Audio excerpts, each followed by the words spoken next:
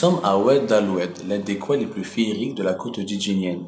Ici, il y a tout un fleuve qui communique harmonieusement avec la mer. Il débouche directement sur une plage qui s'appelle la plage des Grottes Merveilleuses. À côté de cette plage, qui porte magnifiquement bien son titre, il y a ce qu'on appelle les Grottes Merveilleuses de Djidjel. Un endroit féerique aussi et merveilleux qui attire des milliers et des milliers de visiteurs à travers toute l'Algérie.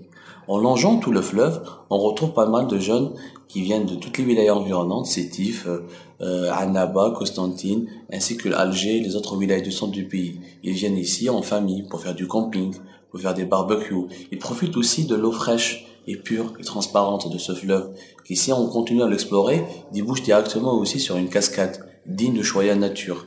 Des arbres, une forêt verdoyante, de l'air pur. Ici, on retrouve tous les éléments et toutes les conditions pour passer des agréables vacances, des vacances inoubliables. Mais aussi, on découvre la nature enchanteresse d'une région encore méconnue, car certes, si elle draine encore des gens et des milliers de personnes à travers toute l'Algérie, elle demeure par ses facettes encore mystérieuses. Dans cette région, il y a ce qu'on appelle le parc national de Taza. Au niveau de ce parc-là, il y a des espèces naturelles qui sont encore en voie de disparition, mais qu'on continue à essayer de préserver. Dans ce parc-là, il y a des grottes merveilleuses un peu partout.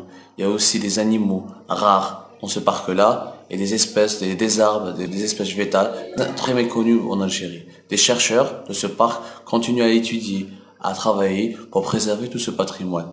À Oued Aloued, on retrouve également la problématique de la pollution. En effet, des milliers de visiteurs qui viennent dans cet endroit féerique laissent derrière eux des déchets, énormément de déchets même.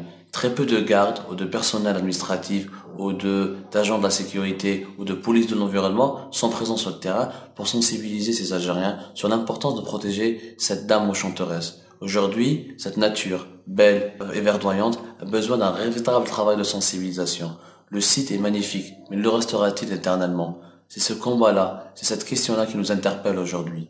À Djidjel, il n'y a pas que la beauté, il n'y a pas que la mer, il n'y a pas que le ciel bleu.